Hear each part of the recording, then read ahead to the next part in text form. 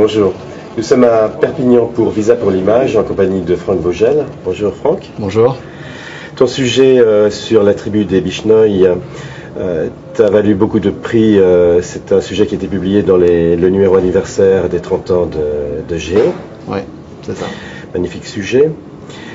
Je découvre un autre travail qui a été publié en Hollande. Oui, dans le NRC à Witblatt, c'était le 6 juin de cette année, en couverture, et c'était le sujet principal en fait du sujet en noir et blanc cette fois-ci. Ouais. C'est un sujet qu'on n'a pas vu dans la presse française, et pourtant c'est un sujet où les images sont formidables. Le sujet est effectivement très très dur et c'est étonnant qu'on ne le voit pas en France. Ce sont les albinos en Tanzanie qui sont victimes d'une malédiction. Voilà. En gros, en Tanzanie, depuis quelques années maintenant, ils se font tuer. On leur coupe les membres pour en faire du business. Voilà, en quelque sorte. Les membres sont utilisés par des sorciers qui, pour qu'ils puissent découvrir, pour les riches hommes d'affaires qui ont des concessions minières, trouver les localisations des mines d'or. Donc en gros, un riche homme d'affaires va voir un sorcier et dire « je veux trouver de l'or. Où est-ce qu'il faut que je creuse ?» Il dit voilà, c'est très simple, pour ça, il va falloir un bras d'albinos ou une jambe d'albinos pour que je fasse une mixture. Et ça coûte 2000 $.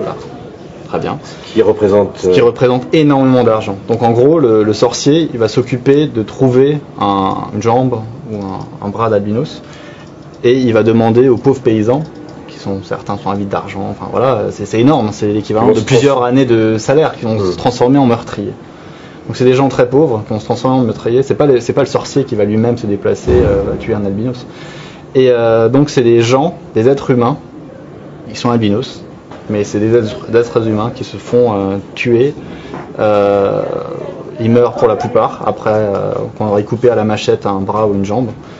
Et en plus ils sont mis sur le banc de la société. Donc c'est pas seulement ils ont toujours subi on les a toujours mis sur le banc de la société, mais là depuis quelques années ça devient l'horreur absolue, quoi. Il y a un trafic de membres d'albinos pour l'argent.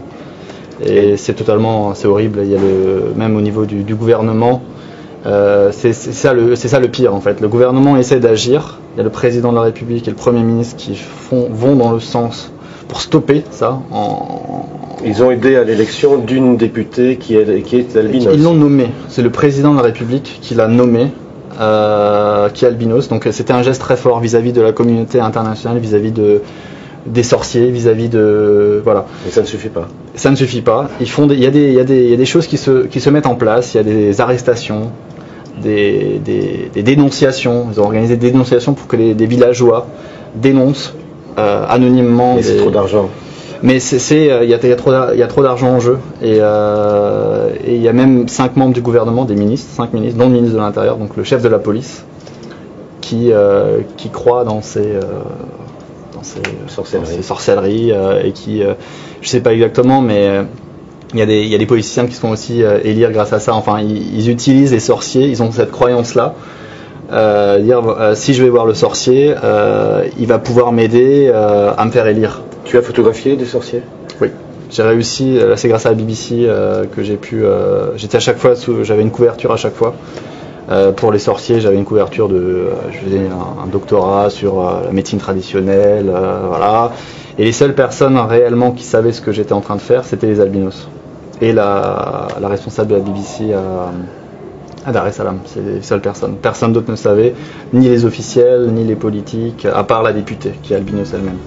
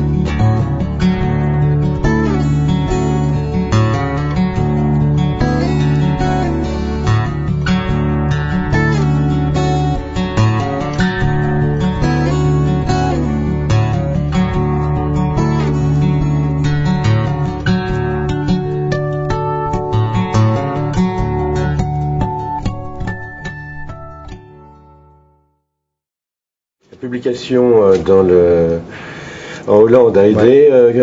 Il y a des choses, on m'a dit qu'il y avait des choses qui étaient en train de se passer. Il y a des ONG qui souhaitaient envoyer des crèmes solaires. Parce qu'il faut savoir, et voilà, il faut savoir que ils sont donc très très sensibles. Ils n'ont aucune protection. Ils ont pas de mélanine. De vie très courte en Afrique. Le soleil est très très fort et l'espérance de vie de 30 ans. Alors qu'en Europe, en comparaison, elle est équivalente à n'importe qui. Le soleil est moins fort et il y a de la crème solaire. Ouais. Donc là-bas, la crème solaire, voilà, chapeau, chemise et même au niveau des traitements. Ils sont trop pauvres. Ils sont trop pauvres, ils n'ont pas d'argent, ils sont déjà complètement mis sur le banc de la société. On leur donne pas de travail, on les met pas à l'école. Il y en a très très peu qui sont. Il y en a, je les ai rencontrés, il y en a 5 qui sont à l'université. 5. Et en Afrique, enfin particulièrement en Tanzanie, c'est là où il y a le ratio d'albinos qui est le plus important. On est à 1 sur 3000. Alors qu'en Europe, au reste du monde, enfin en Afrique c'est à peu près ça, 1 sur 3000, au reste du monde c'est 1 sur 25 000. Donc déjà il y en a beaucoup plus. Et comme la différence est vraiment flagrante entre les noirs qui sont noirs et les albinos qui sont blancs, c'est des noirs mais décolorés.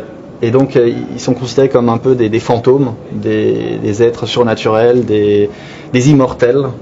Donc c'est pour ça qu'il y a un certain qui pense en leur coupant, prenant un bras, on va pas forcément les tuer.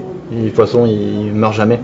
Mais ils meurent quand même. Enfin voilà, ils se rendent pas forcément compte de ça. Et... Ce sujet, tu l'as suivi donc des sorciers, les écoles, les associations. Voilà. Tu as suivi ces députés. Voilà, j'ai suivi la députée. C'est elle qui m'a beaucoup aidé pour avoir les autorisations parce que le gouvernement, il m'aurait expulsé. Enfin, le gouvernement, parce qu'il fallait, à chaque fois que j'allais voir une école, je demandais l'autorisation, faire des photos. Il y en a très peu qui accueillent des albinos. Donc je leur expliquais voilà ce que je souhaitais faire et il me disait à chaque fois il faut l'autorisation du préfet, donc police, implication police, et du ministre de l'Éducation pour juste faire une photo. Et je leur ai dit, on m'avait dit surtout n'implique pas la police, il ne faut pas qu'ils sachent ce que tu es en train de faire. Sinon, elle est impliquée, elle est corrompue, donc c'est pas possible. Donc à chaque fois je disais non. Et quelques fois, j'ai eu la chance d'aller dans les écoles où on connaissait très bien la députée. Et donc, je l'avais rencontrée, on avait sympathisé. Donc, je lui ai passé un coup de fil sur son portable. Et elle appelait la personne que j'avais en face de moi. Et là, la situation était débloquée sur le moment, tout de suite. J'avais pas besoin d'autorisation. Mais j'imagine que tu es plus le bienvenu en Tanzanie. Non, je pense. Tu le sentais lorsque tu as réalisé que il fallait que tu aies un sujet très complet? Oui, il fallait que j'ai passé 3 semaines, ce qui est court, mais je pense avoir réussi à donner une image globale de ce qui se passe.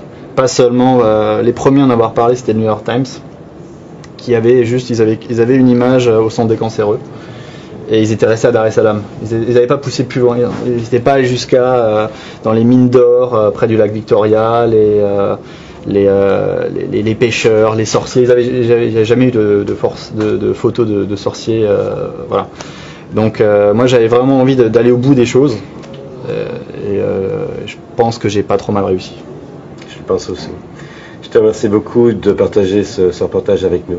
Merci Franck. Merci à toi.